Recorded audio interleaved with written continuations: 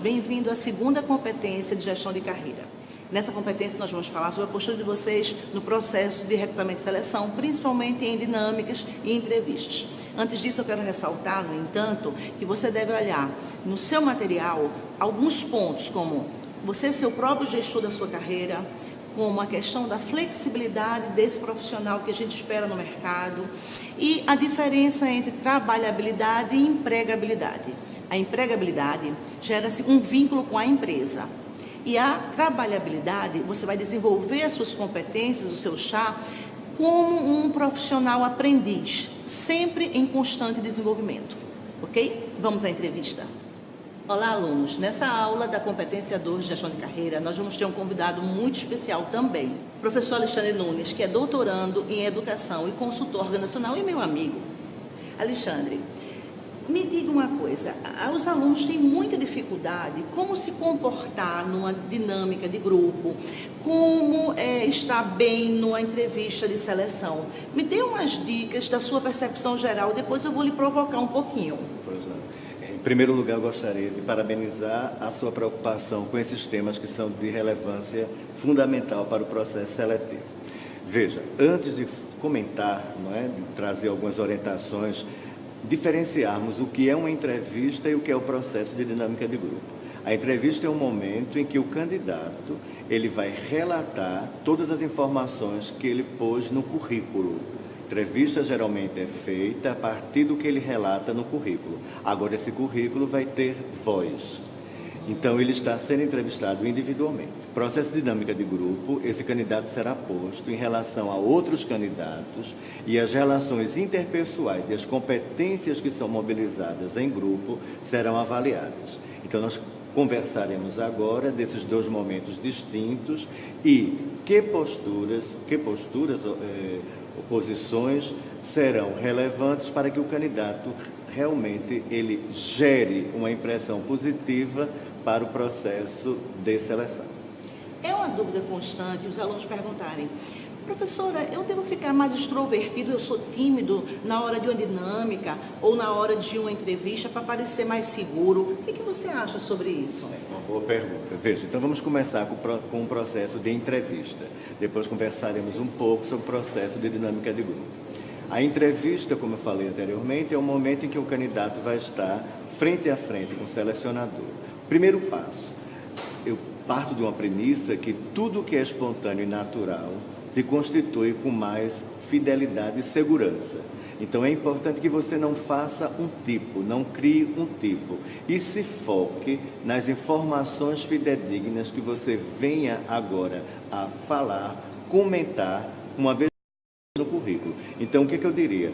Não tente criar uma expectativa para a empresa a partir do que você imagina que a empresa considera como sendo importante. Porque, de repente, aquilo que você está forçando como um personagem pode ser justamente o contrário.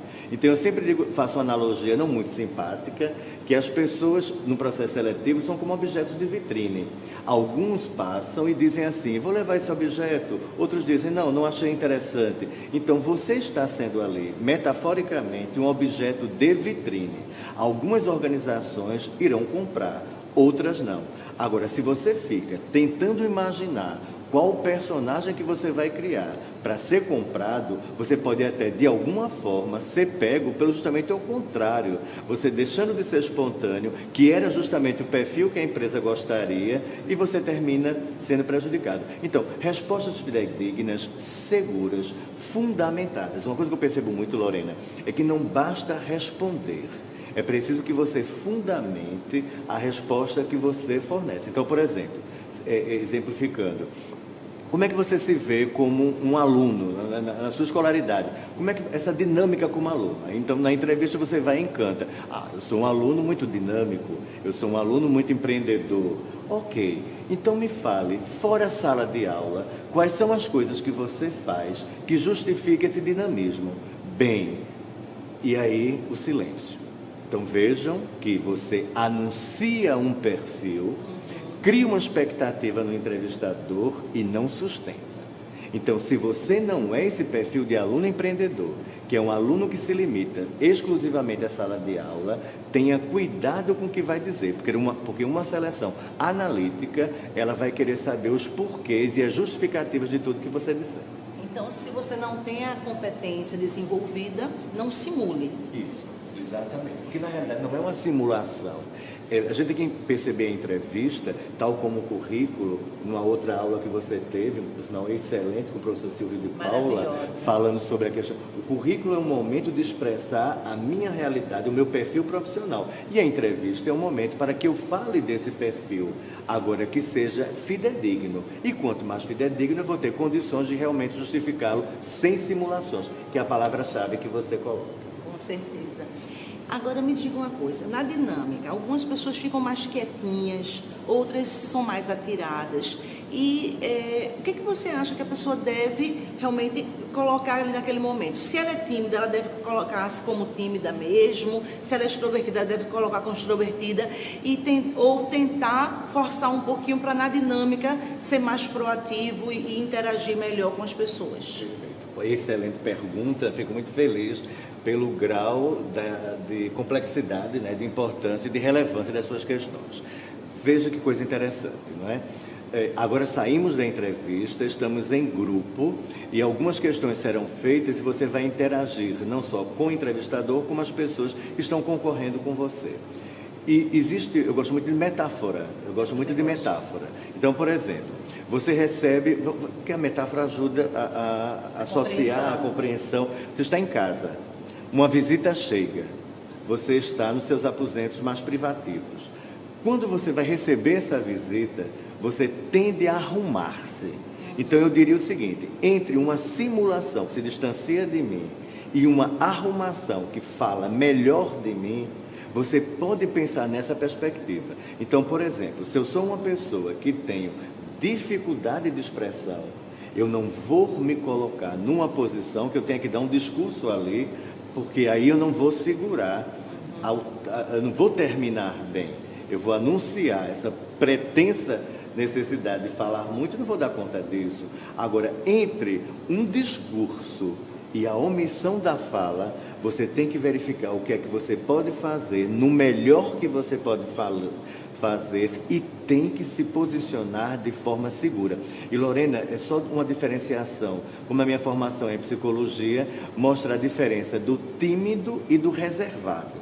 O tímido, ele tem vontade, tem desejo, mas ele não consegue. O reservado, ele flui. Da forma dele, ele fala, se expressa, sem uma necessidade de não fazer um papel que não corresponde à realidade. Muito bom, Alexandre, muito obrigada. Está sendo esclarecedor, eu acho que por demais, e os alunos devem estar adorando também, como eu. Eu queria saber agora sobre aquelas perguntas capciosas. Chega na entrevista, está lá o candidato, fale sobre si mesmo. Muita gente trava. O que a gente deve fazer nesse momento? Ótimo. Veja, interessante que a gente tem que pensar. Estamos fazendo entrevista de emprego para emprego corporativa. Não é psicoterapia e não é conversa de mesa de bar. Então, alguns aspectos, eles não precisam ser postos. Por exemplo, acontece muito na minha experiência, pessoas que utilizam o processo de entrevista para uma terapia e trazem componentes de questões e conflitos familiares, questões e conflitos pessoais. Então, o que a empresa quer saber é o seguinte: traça um pouco do teu perfil, pontos que você consegue trazer fortes, pontos que você está em processo de desenvolvimento. Então, você não vai para uma entrevista falar mal de você, mas você pode dizer, por exemplo, um ponto forte, eu sou uma pessoa muito focada, mas eu preciso me disciplinar um pouco em termos de horário e estou trabalhando para isso.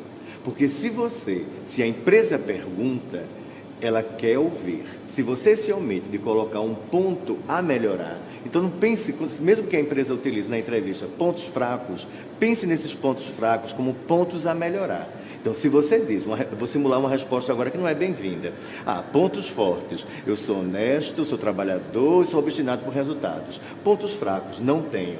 ou sou perfeccionista. Ou então né? sou perfeccionista, Nossa, sou exigente. todo mundo é exigente, todo mundo é perfeccionista. Exatamente. Então você pode, até na resposta, deixar bem claro, eu diria até que esse ponto fraco seria um ponto a desenvolver. Estou trabalhando em relação a isso. Isso vai gerar uma segurança muito grande para a empresa. Isso vai mostrar que você tem uma consciência crítica de si mesmo, não se acomoda com os pontos que precisam ser melhorados e está em movimento de trabalho. E se conhece, né? A gente falou tanto sobre o autoconhecimento durante a disciplina e é um ponto realmente para a gente focar. Se eu não me conheço, eu não me percebo, como é que eu vou me trabalhar? Exatamente. Tem uma outra pergunta que eu acho interessante que as pessoas param um pouquinho diante dela.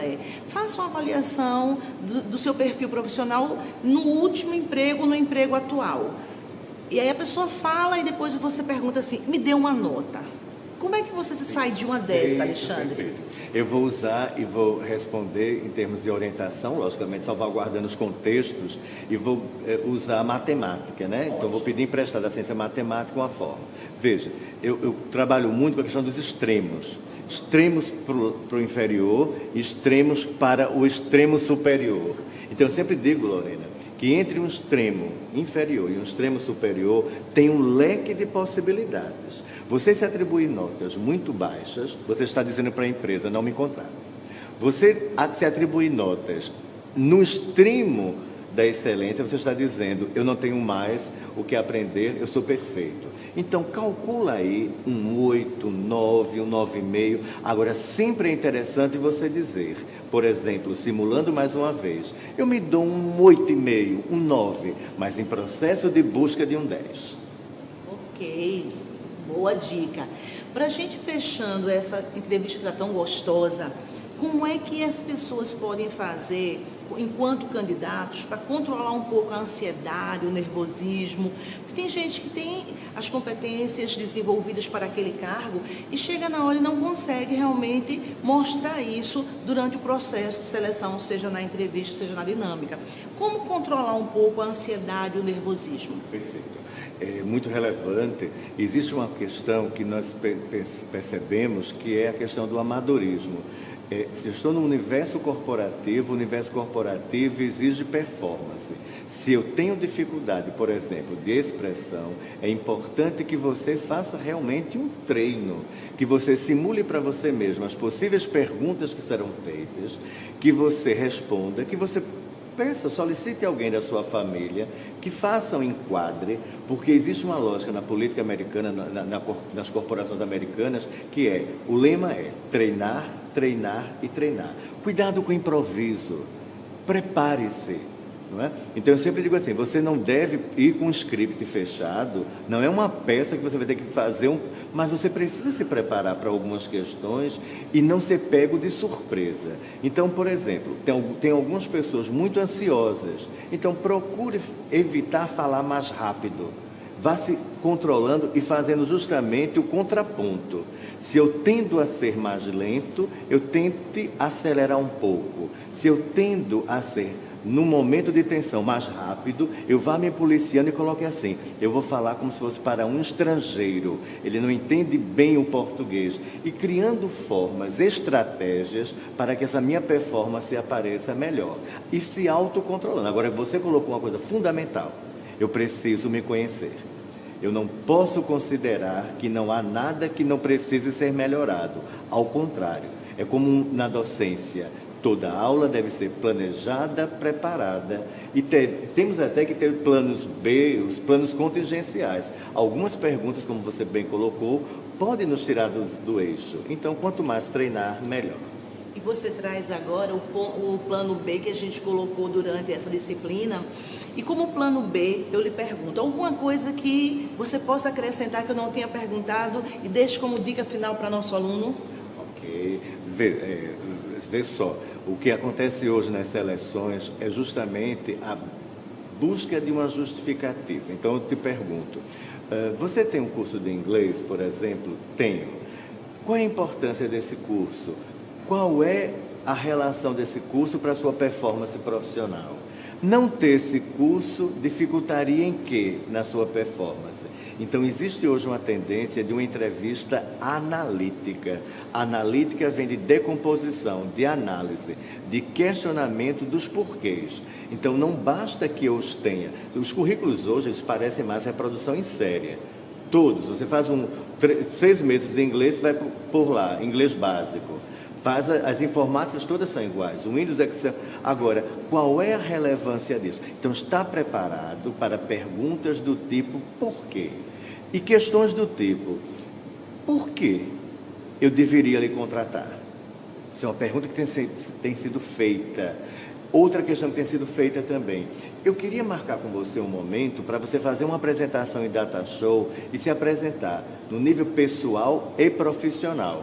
Então, ali está sendo avaliado o seu nível de criatividade, o que é que você vai selecionar como informação. E eu sempre digo, se é corporativa, é entrevista corporativa, eu já vi apresentações que a pessoa gastou muito tempo, ela fez até uma coisa interessante, criativamente, ela colocou fotos da infância, da adolescência e do momento atual, mas deu muita ênfase na vida pessoal. Então, traz uma trajetória enfocando a questão profissional de como você está, de como você gostaria de estar daqui a um certo tempo, para mostrar que você é uma pessoa em movimento. Ok. Alexandre, muito obrigada.